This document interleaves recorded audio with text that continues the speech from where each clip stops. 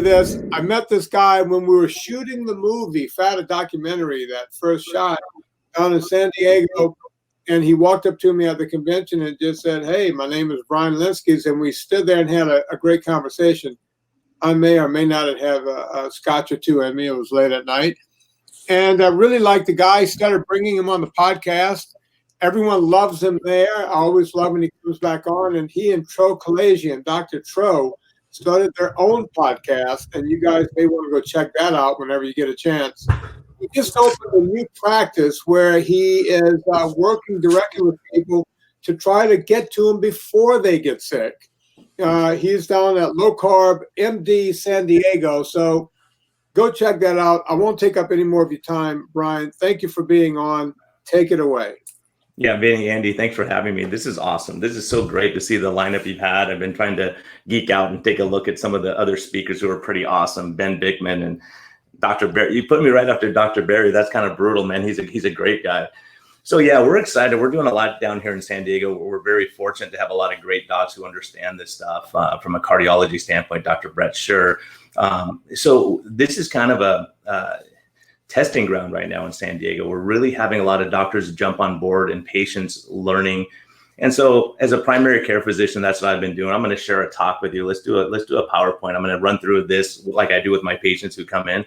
Are you guys getting, I'm saying that there's some feedback. Is that? No, that was, I think Andrew had two browsers open, but. Okay, good. Okay, cool. All right, good. So let me put this in presentation mode. So I'm going to pirate some other people's stuff because it's really great. So everyone who's been looking, you're going to see, is everyone seeing my screen share? No, you've got to click on the computer icon, then click on application, share application, and then click on the specific one that you want your PowerPoint, if that's what it is. And then there's like a go button or a start. Let me see. When I did that, I lost our, let's see, let me go here. Okay, down here, there's a. No, it's up at towards the top. Okay, share screen. All right, good. A little different than my Zoom setup. Cool. Yeah, it's different than Zoom. Share, got it. And let's go back. Are you guys seeing this now? No, you've got to click on the application. Application window, your entire screen. Yeah, click on application window. All right. Sorry, everyone. I'm an internal medicine doc. Got it there. Share. Got it. Now we'll get this. There you go. Man, I'm going to stick to medicine. Vinny, you got to help me with that, the IT stuff, man. So here we go.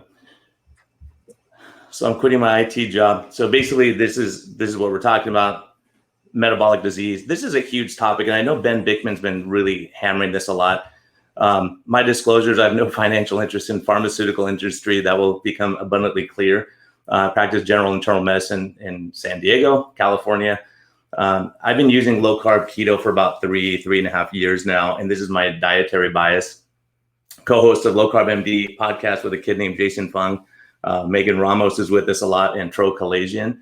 Now we have Low Carb MD San Diego, which is a direct primary care metabolic health clinic focusing on these things. So really comes back to longevity, right? We're all here. We want to live longer, healthier lives, be able to play with our grandkids and have some semblance of healthy life. So about a year ago, I was at a gym, and guess who I run into? Ben Bickman, who a lot of you watched yesterday. Great guy, great scientist. And if he says it, it's true. He's not a BS artist. It's true when he says it. So he's a professor of physiology and developmental biology at BYU. So he says, look, if we recognize the role of insulin resistance, and I'm going to run through a simplified version for us simple guys to understand in general what we're talking about, because we kind of make it way more difficult than it has to be. So we have to look at the root cause, is this elevated insulin or insulin resistance. Now, it's not just what we're eating. A lot of people talk about the Mediterranean diet, but the Mediterranean diet isn't just the diet. It's lifestyle. These guys are getting enough sleep. They're not stressed out. They're not worried about COVID and global warming all the time. They're laughing with their neighbors. They have a sense of community. They're not smoking or drinking to excess. They're exercising, and they watch their diet. They're not eating processed food. So it's not that complicated. So Ben says, look, it's 5 things you got to do. And in his book, he goes into detail about that. And that's the intervention, because we're thinking, okay, sugar's high, let's shoot you with more drugs, more insulin, to try to get rid of the sugar. Jason Fung, who is a good friend of mine, says it's insane to treat a metabolic disease with a drug, but that's what we're doing in Western medicine. And this is a big part of why I started doing what I'm doing now, because for years and years, I was gaining weight, working out 6 days a week, and I was frustrated because I was having green shakes in the morning, eating 6 small meals throughout the day, and my weight's going up, and I'm pre-diabetic, and my belt's too tight, and my phone falls off my hip when I'm wearing it because my love handle's knocked it off. And I thought, I'm doing it right. And all of us docs think our patients aren't listening. So we get frustrated with our patients and think they're not listening. But the problem is we realize they are listening, but we're giving terrible advice. So in my first 15 years of practice, I never once took anyone off insulin. 6 months of doing low carb and keto type diets, intermittent fasting, I had 11 people come off insulin. And it was mind blowing to me that this could happen. And so we're going to talk about that and how we do it. Ben Bakikio, who's another friend of mine, he's an exercise guy, and he talks about tapping into these type 2B muscle fibers, which are the most metabolically active fibers on earth. So this is something else we need to bring in. And the crazy part is Vinny was talking about all this stuff way before us. He was talking about NSNG, getting rid of the crappy food and exercising, and it's not that complicated. Western medicine says, let's throw a drug at everything. So here's a detailed legend. This really isn't. This is pretty simple, but I just want you to understand the concept. Scientifically, people may argue, hey, is this true or that true? But I just want to give you a generalized idea so you understand what we're talking about with metabolic health and why it's important. The train is your liver, and I'm going to show you some pictures coming up. So this will give you an idea of what I'm talking about. And the people are sugar, pushers are insulin. And the question becomes, how much sugar can your body hold in the bloodstream at one time? And the answer is 1 teaspoon. Not a heck of a lot, especially when you start looking at it and you say, how much sugar can the body hold? Like I said, the blood is 1 teaspoon. Your liver glycogen, which is your backup battery, 25 to 30 teaspoons of sugar. Skeletal muscle, about 100 teaspoons. So where's the best place to store your sugar? In your muscles, of course. Glycogen stores 100 teaspoons. So looking at that, saying, okay, let me maximize my muscle and minimize my fat intake. And let me empty that liver train out. And we'll get to that a little bit. So in California, a healthy breakfast considered an acai bowl, fresh orange juice. And so you look, that's 42 teaspoons. You already screwed yourself first thing in the morning. You filled up your train, and we'll talk about that. Then you have a hamburger, fries, large soda, and a regular shake, and that's 68 teaspoons. So you've already taken in, over 100 teaspoons of sugar on 2 meals. Now you're going to be snacking because you think you have to eat every 2 hours. Then you're going to have a huge dinner tonight, and then you'll have some ice cream before you go to bed. So you've absolutely overwhelmed your system. A lot of people say, well, I just have a coffee for breakfast, and this is what they're having, or a soda. So you can have 1 teaspoon in your bloodstream, and that's assuming it's empty, which it's not. Now you're filling it up with all this. So if we go back to the train analogy, say your train comes in the station in the morning, there's no one on the train. Why? Because everyone's been getting off all night. The sugar's going to your brain, your heart. While you're sleeping, hopefully you're not eating at the same time. So we can social distance and be politically correct because there's no one else on the train. Very easy. Now you get to your next stop, and let's assume you have 100 seats on that train. So now you get to the second stop, and there's 110 people waiting. So now what are you going to do? And this is the sugar you're eating. So no problem. You fill up all the seats you have, and you put 10 or 12 people in the aisle, and they all get to their destination because they can't stay on the track because you already have that 1 teaspoon of sugar. So no more people can be waiting at the station. So now you get to the third stop.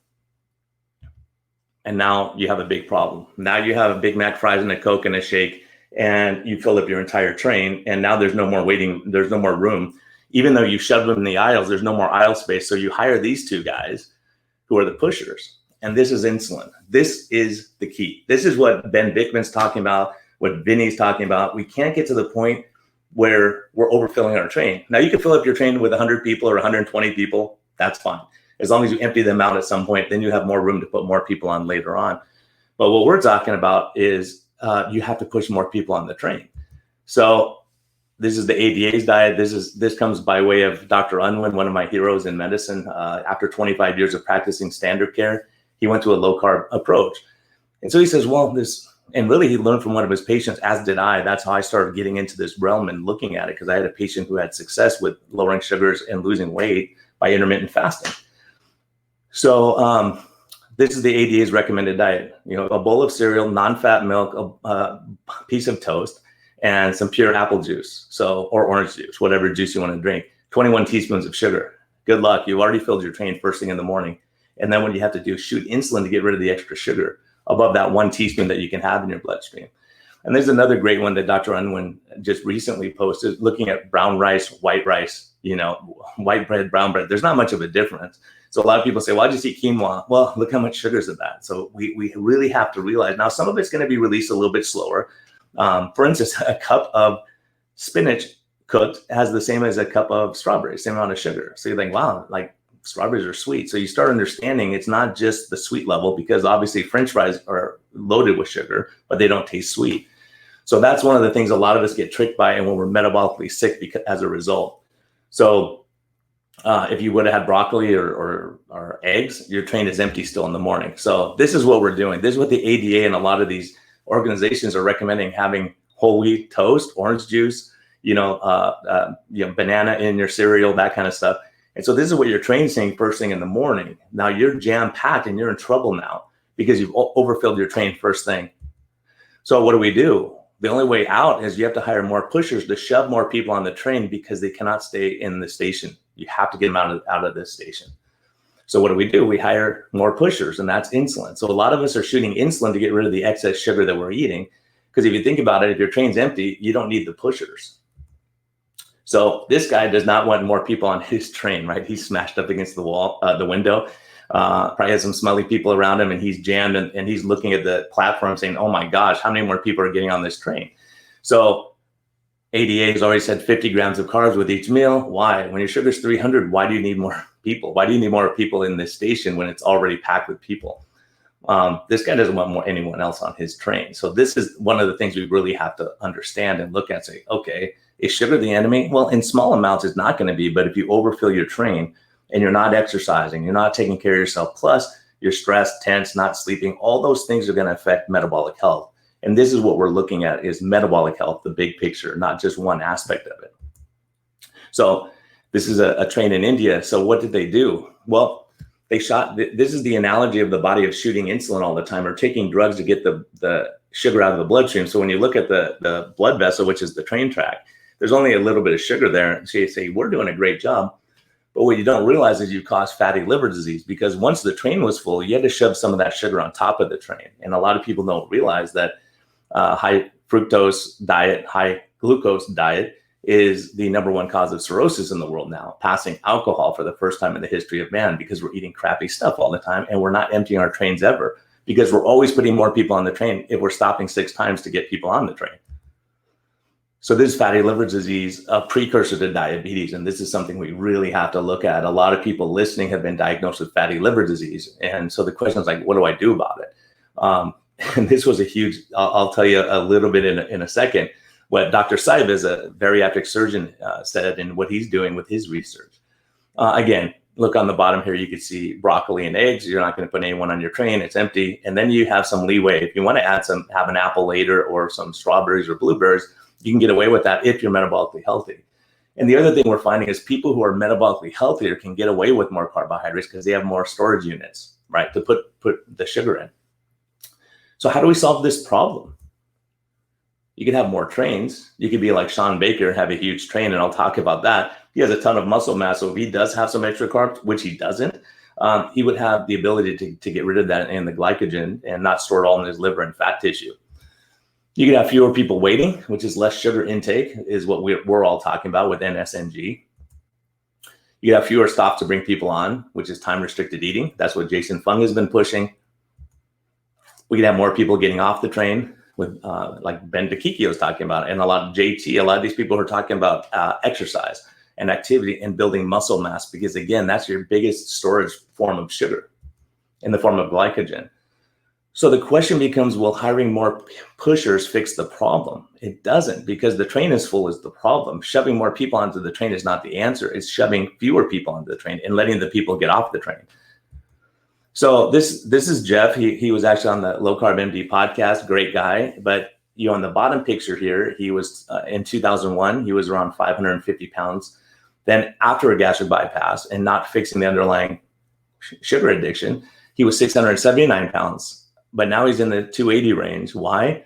He stopped eating carbohydrates. So but the reason I show you Jeff is he makes a really great point of, he was 679 pounds, but never got type 2 diabetes. So his doctor could look at him and say, yeah, you're very lucky you don't have diabetes, but he was running out of fat stores. And at some point it's going to catch up with us. But some people get diabetes when in my old practice, I had 12 men, less than 150 pounds with type 2 diabetes, because they didn't have the luxury that Jeff did of storing a lot of fat. So some of us could have gotten fat without getting diabetes. The problem is a majority of people get fat before they get diabetes. So we associate those two things, and it's not necessarily true, especially in the Indian population and Asian population. I've seen multiple patients with type 2 diabetes with a normal BMI, body mass index. So Jeff was here hiking in La Jolla. And the reason I took this is probably the only selfie. Tro is good at selfies. I'm not very good at it, but it was important because he said a year ago he couldn't have gotten in the car to come here to go for a walk. And that's a huge thing. That's a life saved and changed. He's able to experience life more than sitting in his living room and eating. So this is the second part I want to talk to you about with metabolic health. You can think of the workers as the HDL, the good cholesterol. Train tracks is the blood vessels like we talked about. The big train is muscles, like Shawn Baker, we'll show him. And then people who can't get on the train are triglycerides. You can imagine it that way.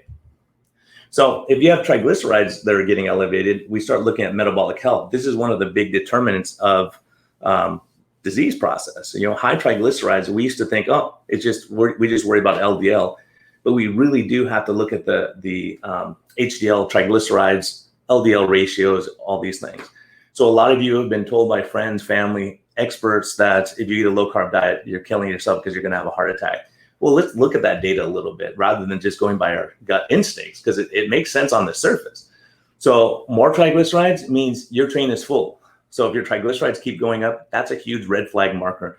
Most of my patients I find with high insulin level, I already know it's going to be high because their triglyceride levels. Now, this isn't all the time, but it is a very, very common thing. And the HDL is low. And we see huge impacts on that. And you have to remember, going back to Atkins days, they were seeing they weren't fractionating the cholesterol. They were seeing total cholesterol going up. So if you double your HDL cholesterol, you're in better metabolic health. A low HDL is a huge risk factor for cardiovascular disease. So getting back to the train example, we say, well, look, your sugars look great. We're saving your life, but we're really not, because we're shoving all that sugar into the eyes, the kidneys. When you look at diabetes, number one cause of dialysis, number one cause of blindness, number one cause of amputation, number one cause of cardiovascular disease. So heck, we're not doing you a favor by throwing a bunch of drugs on board. So when we see HDL, the good guys, they're the good, you can think of them as the good cholesterol. That's what people talk about, but they're the guys who fix the damage in the tracks. So when that big train with all those guys come on, it's not natural to have that big of a train. So when it comes by, you get damage to the blood vessels. And this is what we worry about from heart disease standpoint. So HDL goes out there and tries to fix the blood vessels. So when you see a lot of HDL out there, when you look at the station now, none of these guys are there anymore. So you see the HDL drop. Why?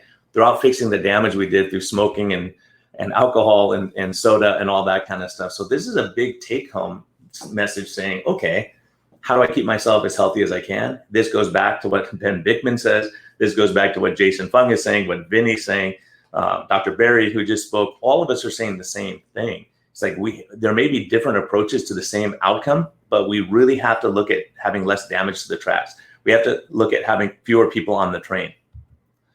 So Endocrine Society in 2019 came out, and I know Dr. Bickman touched on this also, and that's a great talk. If you haven't seen it, go back and watch that one. Everything he does is fantastic. Anywhere you can come across his stuff. I'm actually listening to his book and reading it right now. As a matter of fact, I just got it. So 5 big risk factors we're talking about. Big bellies, number one. Like I always get concerned when I see someone with skinny arms and legs and a big belly, and that is metabolic disease. So waist circumference is a huge one. Low HDL cholesterol, like we talked about, that means you have damage in your system. Next, high triglycerides. Again, that means your train is overfilled. High blood pressure. Now, this is an interesting one, and we'll talk about that a little bit more. Huge correlation with high insulin levels and high blood pressure. One of our things, we monitor our patients' blood pressures closely, because when they go on a ketogenic diet or a low-carb diet, they drop their insulin really quickly. And when you drop your insulin holds on to sodium at the kidney level. So all of us have been told with high blood pressure, don't eat salt. But if you normalize your insulin levels, guess what? You can get away with a lot more salt. As a matter of fact, a lot of times you have to eat more salt in order to compensate for that and get you off drugs at the same time. Dr. Unwin has a great study on this, as does Ben Bickman. Also, high blood sugar is the last factor. So all these things, what happens on a ketogenic diet or a low carb diet? Well, we decrease central obesity for sure. Visceral fat is the first one to go. And I'll show you some data on that. Low carb increases HDL. So the higher your HDL, the better off you are metabolically. Also decreases triglycerides, decreases blood pressure. And the other thing, as Ben Bickman pointed out also, they don't even talk about LDL cholesterol in this metabolic disease or insulin resistance syndrome. I think they probably changed the name of that because it was like IRS, and the IRS scares us too. So people didn't want to hear the name IRS, I'm sure. But also low carb decreases blood sugar and insulin levels. So these are the big factors. This is what we're looking at. As my patients are getting metabolically healthier, and we're seeing that in the form of deprescribing medications. So this is one, Ben actually talked about this too. This is a scary one, especially in the setting of COVID, because 88% of American adults are unfit. Those 5 markers we were talking about, we're missing the boat. We're at least 2 or 3 of those. So what it's saying is we're a sick population, and we get big things. COVID is the latest thing to come through, but it's going to be the next event, the next event, the next event, until we figure that out. When only 12 of us are metabolically healthy, we're in trouble. This is serious implications for public health. And this is what they said in the study, back in 2016, 2017, 2018, based on a lot of data. So this is one that Ivor Cummins brought to my attention. Hopefully you can see it on the bottom, but the first 2 are total cholesterol and LDL cholesterol. What they did, this is a study in the country of Colombia, and they were looking at people with their first heart attack. And so they said, well, let's look at the population who didn't have a heart attack and the people who did, and try to figure out what we could have done to predict this coming. Kind of like hearing the train whistles before you see the train. So if it's a risk ratio of 1, that means there's no difference. So there was no difference between the people who had a heart attack, LDL levels, and people who didn't have a heart attack, LDL. Total cholesterol, no difference. And you're thinking, well, heck, that's all we talk about. That's all I talked about for 15 years of my career. High blood pressure, double the risk. Why? Because it's associated with elevated insulin levels. Higher your insulin, higher blood pressure. So is it the blood pressure itself or the insulin or that combination? We don't know yet, but we're seeing that this is a factor for sure. And it's something that we could definitely monitor and we can improve clinically, not with drugs necessarily, but with lifestyle changes. Because we all know if we get stressed and tense and worry all the time, our blood pressure goes up. If we're eating terrible foods, smoking, drinking, too much caffeine, whatever it is, raises blood pressure. We all know that. If someone has a high blood pressure, we ask them, did you smoke this morning? Did you have coffee? Are you stressed out? Do you hate your job? That kind of stuff. High insulin level, this is stunning. Almost 700% increased risk of cardiovascular disease of these people who had a heart attack. That was the correlation. This is the same correlation. Anyone who looks at Dr. Kraft's data, this is exactly what he was saying. Tons of people are coming out saying the same thing. Guess what? Ben Bickman's right. The lower you keep your insulin, the longer you live. The better metabolic health we have, the longer we live. Can you be overweight and be healthy? Yes, we have tons of data on that. So it's the high insulin level. How do you lower that? I don't have a drug for that. We could do metformin. That might make you a little bit more insulin sensitive and bring it down a little bit. But overall, that metformin is making up for our poor nutritional choices, being stressed out, hating the world, all that. Seeing this really in the back of my head made me realize I had to make some changes in my career path because I was working 14-hour days. I was driving half an hour each way at least without traffic. I go, well, if I'm watching my low carb diet, I'm exercising, I'm enjoying life, but I'm working way too much and I'm not sleeping enough because I'm working all the time. That's not good. I'm a hypocrite at that point. So for a lot of people who have a really stressful job, bad relationships, we got to work on those things because that plays a role for sure. But when you have 12 minutes with a patient, you don't have time to address all these things. And this is why the standard of care is terrible right now in America. We just don't have time to address all this stuff and to do a half hour, 45-minute talk. This is the other thing, unlike LDL. This, again, is from Ivor Cummins' data, and he's showing when you follow it from left to right, the lower your A1C is, the lower your cardiovascular risk is. Now, this brings up another important point, is the A1C, especially in women, it's stunning. After 6.5, look at it straight up line. Why? It's because that's associated with high insulin. That means your train is full and you're in bad shape. You have sugar overflowing into the bloodstream. This is why it's important to get the sugar out of the bloodstream. This is what we're talking about. So this is really important data, because you realize, do I want to be at 7, which is the ADA's current recommendation, based on the Accord trial. Now, interestingly enough, the Accord trial, for people who haven't heard of that, what it was is a study to see how tightly we should control sugar levels. But they used drugs to control the sugar levels, and they had higher mortality. And that shows all we were doing was shoving the sugar off the tracks onto the train, causing increased risk of cardiovascular disease, inflammation, all these things that are a problem. So when we see that, I say, well, heck, if I see someone with A1C above 7, and I put them on a ketogenic diet and I lower their A1C down to 5, am I putting them at increased cardiovascular risk? Based on the data and based on what we're seeing, the answer is no. Now, this is a huge graph, and I can't recall if Ben showed it in his talk, but this is stunning. This is critical information. If you don't listen to anything else I say, which a lot of people might be tuned out by now, there's a long weekend, but sugar versus insulin. And yesterday I was tweeted about it because I was so frustrated because of the nature of the medicine I'm doing now. I'm seeing a lot of people whose doctors say, you're doing fine, don't worry, but I'm looking at them, they're not fine. And Ben saw the same thing I was seeing clinically. So if you look on the bottom of this, hopefully you can see my pointer here, but on the bottom, this is sugar and A1C levels. And you can see, even though they're staying relatively flat, really flat here, the insulin levels going up and up and up. So what is that telling us? It's telling us that our train is full. When our train is full, our insulin has to go up. You have to hire more of those guys to push people on the train. And at some point, you can't hire any more guys. And so what you see up here at this top point is your insulin level starts to come down. As soon as that comes down and your train is full and you have a ton of people waiting, what happens is the sugars shoot up high. When the sugars go up high, it's toxic to the beta cells in the pancreas that make insulin. Now you're in a really, really terrible situation because you can't get rid of the extra sugar there. You stop making insulin, your sugar goes through the roof, and now you have something called diabetic ketoacidosis. Now, the good news for us is these two lines. Insulin resistance happens for 10 years before the diagnosis of diabetes. So it's not like a lot of people say, I was fine, then I got diabetes. Well, it's just because we weren't looking at that insulin level. If we were looking at that, we see that going up and up and up before the disaster happens. So the good news also is we can make the body more sensitive to insulin. So I've had people, and it's amazing to me, we catch them here and they don't have very high insulin levels. But what happens is we put them on a low carb diet. Guess what? Their insulin goes up. It's like, well, if they're not eating sugar, why is it going up? It's going up because they can make insulin now. Now their body has low enough sugar. That's why sometimes we use insulin to get the sugars down to give the body enough chance of recovery. So then we get diabetes. So this is a key one because yesterday I was reviewing labs. I had 10 patients in a row with normal A1C, normal sugar levels, but markedly elevated insulin. A good insulin level is less than 5. If you're metabolically healthy, your insulin's gonna be less than 5. If your insulin is less than 5, most likely your triglycerides are normal, HDL is great. LDL may or may not be in line, depending on nutritional status and if you're fasting, and there's a lot of factors involved. But the point is, this is very preventable, and it's a tragedy that we're not looking at this to say you're a metabolic problem. As an example, one of my patients came in, A1C 5.2, which is totally normal sugar levels, but his insulin level was 58, and he's of Indian descent. Dad has diabetes, early heart attack, brother diabetes. And he says, Doc, and he's a well-to-do guy in tech. And he goes, Doc, why are you worried? I said, because your insulin's 58. You can't maintain that. It's like you're sprinting on the treadmill. Your pancreas cannot keep up.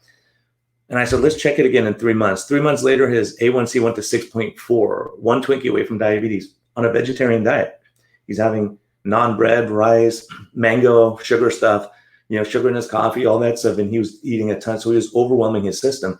And he wasn't a guy who could get fat. He was a thin guy, but he had nowhere else to put the sugar. And that's why he was hiring more and more people to try to shove the sugar somewhere. So hopefully this makes sense. This is data from Rob Cybus, who's a gastric bypass, does banding surgeries and liver transplant. And he shows in 3 days, turning the fatty liver into an empty train in 3 days. 2 days of ketogenic diet, 1 day of fasting. And these are pictures showing that. On the left, you'll see the fatty liver, big fat deposits. On the right, none. And this is 3 days apart on biopsy. It's insane. In morbidly obese patients, diabetic mostly. So when you see this, it's stunning data. So this was from Ben's talk earlier. I want to give him all full credit for this, but this is exactly all these diseases that us docs are seeing are all related to insulin resistance. So that's one of those important topics that say, hey, we really have to hit the elephant in the room, as Ivor Cummins would say, and say it's insulin resistance. It's the high insulin level that's leading to the heart disease, stroke, blindness, all the polycystic ovary disease, migraine headaches. We're seeing a lot of people getting better. Can we attack dementia before it happens or prevent a stroke? If we keep our insulin levels down, now we're not going to prevent them all, because sometimes you can have a aneurysm or some other bad things that happen. But when we look at the data on cancer, all the stuff we're treating with a bunch of drugs, it would be much smarter to look at the underlying cause instead of treating the symptoms. Like we say, if someone has a pneumonia and we give you Tylenol, we'll bring the fever down most of the time, but we're not treating the underlying pneumonia. And that's exactly what we're doing with insulin resistance. And Ben's book is really great talking about this, making the point that, Jason Fung talks about too, is back in the old days, we all died of infectious disease. Now we're dying of these disease processes. So things have changed. There's a little guy named Shawn Baker. This guy eats only meat. When I heard about him, I thought he was crazy, right? Don't say it out loud. No one tell Shawn, please. But the point is, his coronary calcium score is 0, despite eating ribeyes most of the time. So the point I'm making is, when we go back to the train analogy, is his train is a lot bigger than my train. So if I eat the same amount of carbohydrates as Shawn Baker, I'm going to have insulin resistance and have problems. But he can get away with a lot more if he wanted to, but he doesn't, right? So in comparison, this is my train, right? I can only put a few people on, and a lot of us are in this situation. What do we want to do? We can get fatter, and that will help us, but some of us can't do that. The one thing we can all do is put on muscle mass. Again, that's going to make you metabolically healthy, and we do have studies showing that. So this is Shawn Baker's train. He has a bullet train, right? He could put 1,000 people on his train. So could he get away with more carbs? Yes. And so can people with muscle mass get away with more? Yes. So this is what we run into. So because Tro and I are internal medicine docs, and we see the disasters of diabetes and obesity and amputations and blindness and dialysis, all that stuff. The muscle trainer guys are seeing a bunch of healthy, fit people. So they're saying these guys eat Pop-Tarts and they do fine. Yeah, for a time they can. But over time, once you fill your train up, you're in trouble. That's why people who were thin in high school are now obese as adults. The tragedy is now in grade school and high school, we're seeing an epidemic of obesity already while they're supposed to be active, while they're supposed to be young and healthy. So this damage is being done earlier and earlier with each generation. And this is why we have to change what we're doing in medicine. So again, my train, Shawn's train. But I told Shawn there's an inverse relationship between the size of your train and, So anyways, so we could either run on what Vinny's talking about, running on coal. If we're running on our fat stores, we could be like Zach Bitter and run hundreds of miles on that store because we have a ton of coal. At least I do. The other thing is you can run on Kindling. But there was no trains running on Kindling because you'd have to stop every mile to put more Kindling on your train because you couldn't carry it. So sugar's not a very good storage form of energy, but fat, most of us can tap into that. Yeah, anyone who saw the movie Fat Fiction, these are my patients, and they all improve. As a matter of fact, the lady on the very end in the red shirt was just here, and she's like, "Oh my gosh, I just saw the movie, and I had this massive muffin top back then." And she's a thin waist lady now, and in the last year, she's just done amazing things. She came off a ton of insulin, but the thing is, all these people, their mood got better. Their stress levels got better. Their way of dealing with life got better. It's not just about the weight loss. They all came off meds, insulin, blood pressure meds, antidepressants, anxiety medicine. So, people say, well, you think it's the magic pill? Well, watch the magic pill. As a matter of fact, I just posted something on Twitter. My niece, who's 28 years old and has autism, has lost 62 pounds, and she's a different person. She's interacting, she's laughing, she's having fun, she's showing emotion. She's being part of family get-togethers. And so there is more to it than just the weight. Metabolic health is critical. There's one of my patients. She gave me permission to talk about it. She came in begging one day saying that she really, really wanted to have a knee replacement because she was miserable. She couldn't walk. She was on crutches, begged me to clear her. Her A1C was 9.2. And I said, you're going to get an infection. You're going to have problems. We got to do something. I've been talking to you 2 years about low carb. She didn't want to do it. So I said, we can put you on insulin, but here's what's going to happen. I'm going to take all that sugar, shove it into your train, shove it into your fat source, shove it into the back of your eyes. So your numbers are going to look better for surgery, but you're going to be sicker and you're going to be 40 pounds heavier. And she said, okay, I'll do it. 6 weeks. 6 weeks later, what happens? She comes in A1C 6.2 in just 6 weeks. So I know her A1C. I was hoping for an A1C of less than 8. She dropped it from 9.2 to 6.2 in 6 weeks. She just stopped eating garbage food, and she couldn't even exercise because she was on crutches. Then her blood pressure normalized. I took her off 2 blood pressure medicines 6 weeks apart, right? She was 160. Her systolic blood pressure was 160. Next time I saw her was 112. It's incredible. We took her off meds. Took her off all of her oral anti-diabetic meds, and now her A1Cs are consistently 5.4.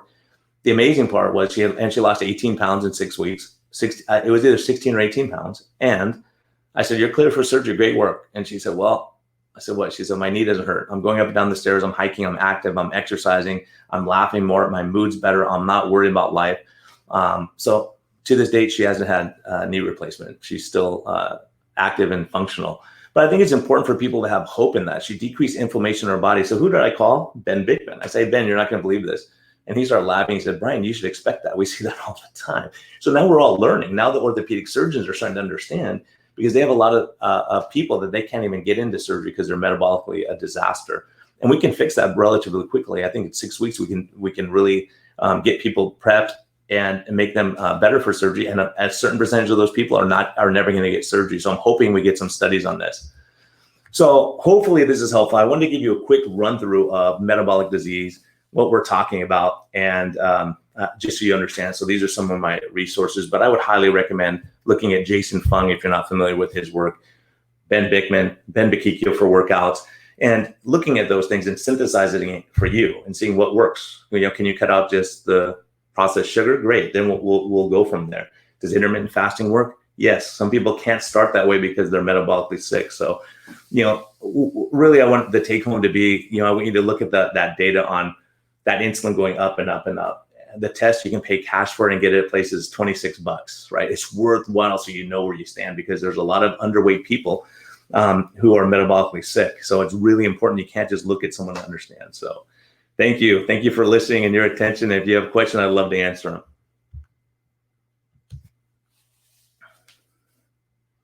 Brian, if you look down at the bottom where it says ask a question, you click on that, that'll pop up the questions that people have already asked. All right, it says your notifications will remain quiet here.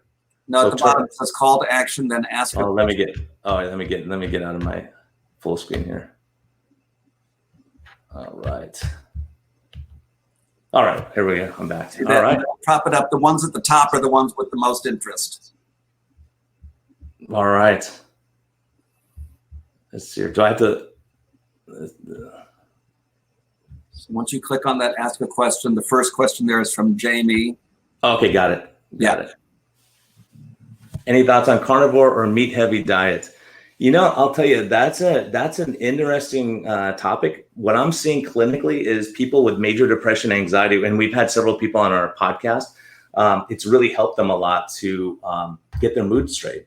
And so a meat-heavy diet, we find people doing really well, surprisingly enough, from GI, gastrointestinal complaints, irritable bowel syndrome, colitis. So yeah, I've been really intrigued by the heavy meat. And I think the other thing that happens is in a heavy meat diet, people don't have the temptations to have those keto donuts, keto cookies, because those trigger things, and people are more likely to eat sweets again and candy and those kind of things when they are eating those things. So carnivore is not even an option. So they don't cheat because they say, well, I'm having steak tonight, or fish or eggs or whatever. So it's really way more clean. I think what I'm seeing is that there's a progression. The progression I see is this: people come and say, I'm never going to fast. And then they go on a ketogenic diet, and then they say, I didn't feel like eating breakfast, so I just skipped it, or I didn't have lunch. And so they naturally progress into intermittent fasting. And then a lot of times when people aren't having success, they switch to carnivore and have success. So yeah, it's really an interesting topic. The other question was any recommendations on how to find a local doc? Man, there's a lot of stuff out there, and it's hard. I mean, we're with the Low Carb MD podcast, we're bringing docs on. I talked to 2 doctors yesterday who are starting to get this stuff and having clinical success. So I'm hoping people don't. I've had 4 patients drive down from Northern California to see me. That's ridiculous. There's some great docs. We're going to open up a clinic in Los Angeles, and it's funny because when I called this practice Low Carb MD, 2 of my business friends who were in business said, "You're crazy. You're limiting you're pigeonholing yourself and limiting yourself." I was like, that's what I want to select for. I want to help people who really understand this and are willing to do that, because those are the people we can help. So I think we're going to see a lot more doctors. There's a lot of lists. I know Low Carb USA has a list of keto and low carb, carnivore friendly. Shawn Baker's working on that with the carnivore community. So I think we're all going to kind of start coming together and having more docs out there who listen, because a lot of the patients who come to me, they say every time they're just beaten down. Their numbers are getting better. Their labs are better. Their weight's better. They're coming off meds. And the doctor says, you're killing yourself. You got to stop this craziness, right? And they haven't looked at the data. So I think it's really going to be about education. Okay, thoughts on low carb and alcohol. Alcohol is an interesting one. You know, I've experienced myself. Actually, I was out with Ben Bakikio one night and a couple of low carb docs, and I had just worked out doing Ben's workout, and my sugar stayed low, and I was fasted. So we went out to dinner that night, and I had a salmon and vegetables, and we had 2 glasses of dry farm wines. My sugars dropped down to like 58, because what happens is that liver is kicking out sugar all the time to keep your sugars balanced. But when you put alcohol in the system, that is the #1 toxin. So your body says, okay, stop making sugar, take care of the alcohol. So Gary Fetke had it happen. A couple of people have had low sugars on a ketogenic diet secondary to alcohol. I had one patient I have 2 patients actually that happened to. They dropped their sugars. And I said, how much did you drink last night? Even though if they're drinking regular wine, can drop the sugars down. So it's really important to monitor. And again, alcohol, fatty liver disease, all those things go together. So diabetics who are drinking a lot, they're a total disaster because they get fatty liver disease and, you know, mess up the immune system and all that kind of stuff. Let's see here.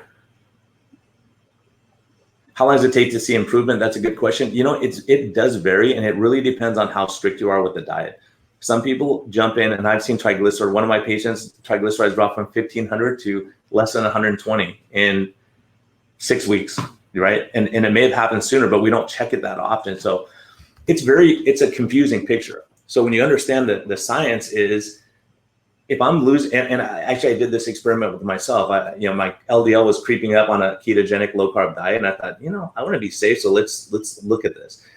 I went on a pescatarian diet for a month, fish and vegetables, no butter, no bacon, no added oils, nothing, just strict, even very strict.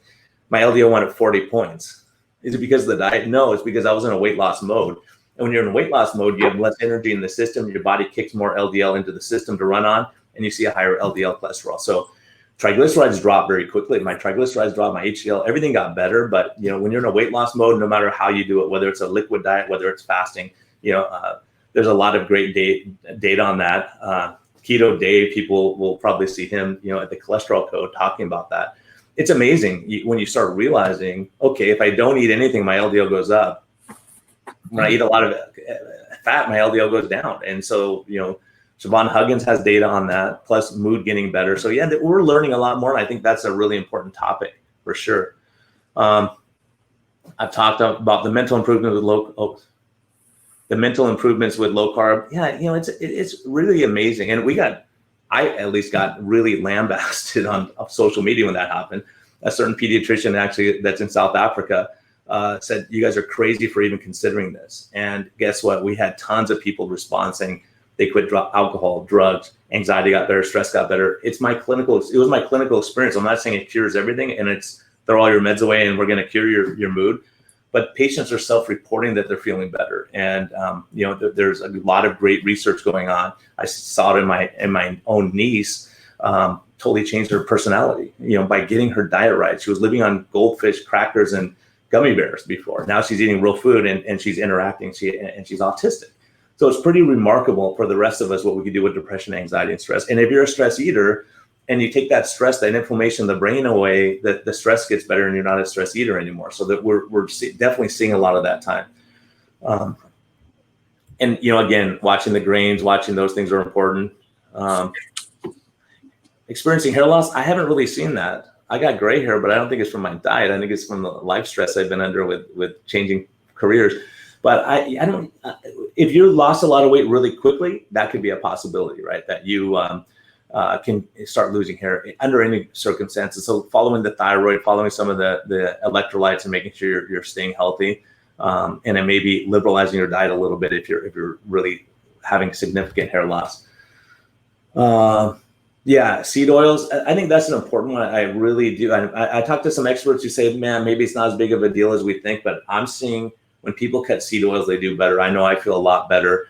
from that standpoint, using more avocado, olive oil, things along those lines, coconut oil, is definitely beneficial. How does gluconeogenesis impact insulin? Well, this is really, especially on a carnivore diet and protein. What we're finding, Ben Bickman actually presented on this, and he's done a lot. If you're metabolically sick, a lot of protein may spike your insulin initially. But once people are metabolically healthy, the insulin has very little effect on sugar levels. That's what we're seeing clinically, and that's what the carnivores are showing. And so it's an interesting thing. Gluconeogenesis, when you understand it, when I was learning this stuff, when I first started doing low carb and keto, I was freaking out. So because I had a continuous glucose monitor and my sugars are going up and up and up during the day fasted. So I called Jason Fung. I said, Jason, this is crazy. My sugars are going up. He goes, Brian, don't worry. Gluconeogenesis, you're releasing that stored fat and you're using it as an energy because your body has two things. There's glucagon, and this is an important topic, glucagon and insulin. Rob Cybus says insulin was never meant to determine our sugar levels, meaning we're always taking it from the top down. But in the old days, in the cavemen and people coming across in covered wagons were having low sugars. So glucagon had to work all the time to bring those sugar levels back up. When we're eating 6 or 7 times a day and we're eating a ton of sugar, glucagon isn't working. It doesn't have to work. So what you do is you get higher and higher and higher insulin. Insulin is a fat storage hormone. So when we drop our insulin level down, how? Watching stress, having a good life, doing all these things, not eating terrible foods, not smoking, drinking to excess, all that kind of stuff. You lower it down, now you can get your fat stores. Now you're not starving all the time. It's not psychological. This is physiologic. This is real. Like people aren't hungry because they can get to their fat stores. So it's not, what I'm getting at is it's not willpower at that point. At first it is, because everyone who's been fat or overweight and has high insulin levels, they're starving all the time, legitimately. You could be 400 pounds and you're starving. Why? You can't get your fat stores. It's like having a big, huge tanker. It's like you're driving on this little gas tank and you have this huge tank of gasoline sitting there, but you just can't get to it. So that's why gluconeogenesis is very important. And as we do low carb keto, NSNG, we do better. We get more skilled at using that. What do you think of the World Health Organization? I think the World Health Organization, I don't want to get too political, but there's a lot of questionable studies that have been released, and you look at that. And when you look at the absolute risk, it's minimal compared to this absolute risk of elevated insulin level. So if I have a choice between someone having spaghetti for dinner or a steak, I would tell them a steak every time. Or if they want to have eggs, or if they want to have salmon, or they want to have vegetables, it's going to be a lot better. So if you have your salmon over a bed of spinach, it's going to be a lot better for you than having it over a bed of rice. So that's a problem. We're telling our diabetics, go have a 1 cup of rice. As a matter of fact, I have it sitting right here. This is 1 cup of white rice. That's how much sugar in 1 cup of cooked white rice. And this is brown rice. So when I stack them up next to each other, not a heck of a lot of difference. Not a heck of a lot. It might release a little slower, but that's the sugar you still got to get rid of. So I think there's a lot of that kind of talk where we have to understand that just because things aren't sweet, or that it's not sugar, it does break down to sugar at some point. I'm going to come back in. All right. Because we are at the end of the session. So thank you very much. That was fantastic. Thank you, everybody, for sticking around. We've got one more session, which happens in 10 minutes, which is Nina Teicholz, and it's going to be a great session.